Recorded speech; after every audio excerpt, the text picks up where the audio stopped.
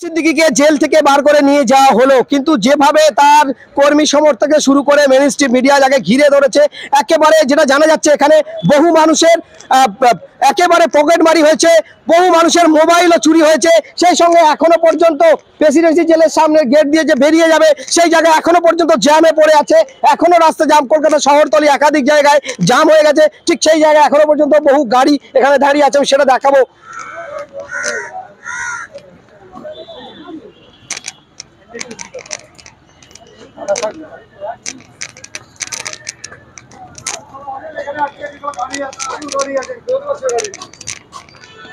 পুরো জ্যাম, প্রায় নওশাদ সিদ্দিকী বার হয়ে যাওয়ার পরেও যেটা দেখা যাচ্ছে যে পুরো জ্যামে পড়ে আছে। এখানে বহু মানুষের মোবাইলও চুরি হয়েছে এবং বহু মানুষের টাকা পকেট বাড়ি থেকে একাধিক মানুষের পড়েও গেছেন, বহু মানুষ অসুস্থ হয়ে পড়েছেন।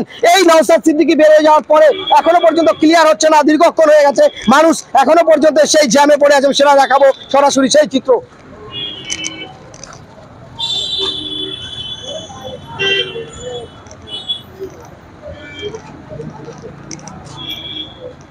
কখন যাবে?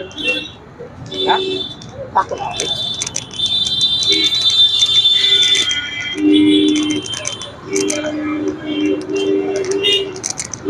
সিদ্দিকীকে জেল থেকে বার করে নিয়ে যাওয়া হলো, কিন্তু যেভাবে তার কর্মী সমর্থককে শুরু করে মেইন স্ট্রিম মিডিয়া যাকে ঘিরে ধরেছে, একেবারে যেটা জানা যাচ্ছে এখানে বহু মানুষের একেবারে পকেটমারি হয়েছে, বহু মানুষের মোবাইলও চুরি হয়েছে।